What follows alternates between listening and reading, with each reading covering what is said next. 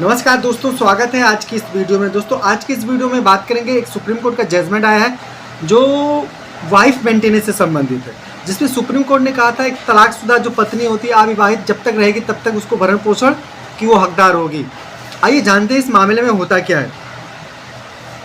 देखिए, supreme court ने एक ऐसे फैसले में पत्नी को दिए जाने वाले अस्थायी गुजारे भत्ते को बढ़ाकर 50,000 प्रति माह के हिसाब से कर दिया, जिसमें यह सुनिश्चित किया जा सके कि वह विवाह के दौरान अपने जीवन स्तर के साथ रह रही थी, जिस स्तर में जी रही थी वही स्तर उसको मुहैया करवाया जा सके।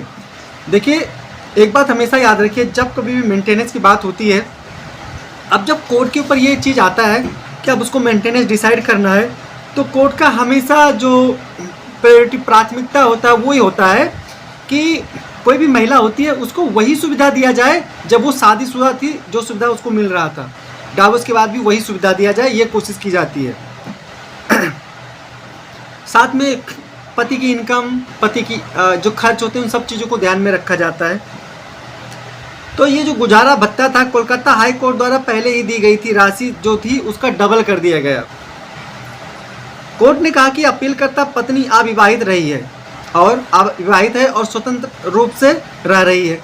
कोर्ट ने आगे यह भी कहा, इसलिए उस स्तर के भरण पोषण की हकदार है जो विवाह के दौरान उसके जीवन स्तर को दर्शाता है। मतलब उस समय उनका जो जीवन स्तर था वो उसके लिए बिल्कुल हकदार है, ठीक है। और उस चीज़ को माने सुप्रीम कोर्ट ने इस जजमेंट के माध्यम से उस चीज़ को बिल्कुल मजबूत कर दिया, उस चीज़ को उस महिला को प्रदान कर दिया। इस केस की सुनवाई विद्वान जस्टिस विक्रम नाथ और विद्वान जस्टिस संदीप मेहता की खंडपीठ ने राखी साधु खान बनाम राजा साधु खान मामले में फैसला सुनाया, जिसमें विवाह के अपूर्णीय रूप से टूटने के बाद में दिए गए गुजारे भत्ते की मात्रा को चुनौती देने वाली अपील पर फैसला सुनाया था। 1997 में विवाह हुआ था, विवाहित दंपत्ति 2018 में क्या हो गए, अलग हो गए और 1998 में उनका एक बेटा भी पैदा हुआ।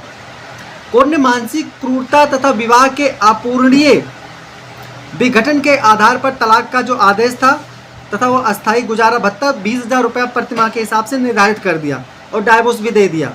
लेकिन जो हर 3 वर्ष में 5% वृद्धि होनी थी, हर 3 साल में क्या होगा, 5% की वृद्धि होनी चाहिए थी जो गुजारा भत्ता था। इससे असंतुष्ट होकर पत्नी ने गुजारा भत्ता को बढ़ाने के लिए सुप्रीम कोर्ट का दरवाजा खटखटाया तथा तर्क दिया कि उसके पति की वित्तीय स्थिति को देखते हुए यह राशि बहुत कम है, अपर्याप्त है।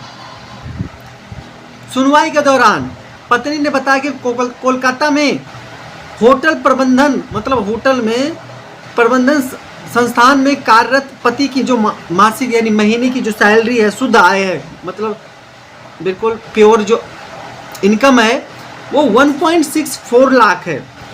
उसने तर्क दिया कि गुजारा भत्ता विवाह के दौरान उसके जीवन स्तर से मेल खाने के लिए बहुत कम है, क्योंकि 20,000 रुपये दिया गया था। पति की जो इनकम है महीने की वो कितनी है, 1.64 लाख है।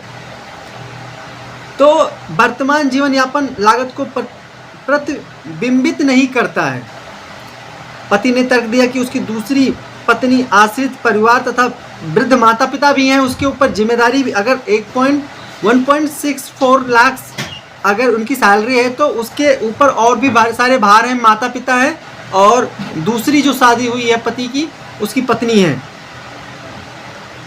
तो भरण पोषण करने सहित उनके पास पर्याप्त वित्तीय दायित्व है। उसने यह भी बताया कि उनका बेटा 26 साल का हो गया है और आर्थिक रूप से स्वतंत्र है, जिस पत्नी का डाइवोर्स हुआ था। तो देखिए, आइए जानते हैं सुप्रीम कोर्ट ने क्या कहा। देखिए, सुप्रीम कोर्ट ने कहा कि जो प्रतिवादी पति की आय है, वित्तीय खुलासे और पिछली कमाई या स्थापित करती है कि वह अधिक राशि का भुगतान करने की स्थिति में है। अपीलकर्ता पत्नी भरण पोषण के उस स्तर की हकदार है जो विवाह के दौरान उसको मिल रहा था और जो उसके भविष्य को उचित रूप से सुरक्षित करता है। न्यायालय ने महंगाई के दबाव और पत्नी के अपने एकमात्र वित्तीय समर्थन के रूप में भरण पोषण पर निरंतर निर्भरता को ध्यान में रखते हुए हर 2 साल में 5% की वृद्धि के अधीन गुजारा भत्ता बढ़ाकर 50,000 प्रति माह कर दिया गया। बेटे के दावे के बारे में खंडपीठ ने स्पष्ट रूप किया कि चूंकि वह वयस्क है, मतलब नौजवान हो चुका है बेटा, वो किसी के लिए आश्रित नहीं है, इसलिए अनिवार्य भरण पोषण की आवश्यकता नहीं होगी। हालांकि पिता चाहे तो शिक्षा या अन्य खर्चों में स्वेच्छा से सहायता कर सकता है अपने बच्चे में। न्यायालय ने इस बात पर भी जोर दिया कि बेटे के उत्तराधिकार अप्रभावित रहते हैं, लागू कानून के तहत उनका पीछा किया जा सकता है। इसका मतलब ये हुआ कि जो बेटा है वो पिता से गुजारा भत्ता की मांग कर सकता है डिवोर्स होने के बाद भी। इस पर्टिकुलर जजमेंट में हमारे सुप्रीम कोर्ट द्वारा कहा गया था। आशा करता हूँ इस जजमेंट से आप लोगों को बहुत कुछ सीख मिली होगी। मतलब अगर कोई पत्नी है तो जो डाइवोर्स डिसाइड होता है तो किस बात को ध्यान में रखा जाता है कि जो पत्नी जब शादीशुदा थी, जो स्तर का जीवन जी रही थी, वही स्तर मतलब क्या कहते हैं, डाइवोर्स होने के बाद भी उसको वही मुहैया कराया जाए, उसको प्रदान किया जाए। दूसरी बात ये थी, पत्नी जब तक दूसरी शादी नहीं करती है तब तक गुजारा भत्ता की हकदार होगी। आशा करता हूँ इस वीडियो से बहुत कुछ सीखने के लिए मिला होगा। मिलता हूँ एक नई वीडियो में। बहुत बहुत धन्यवाद।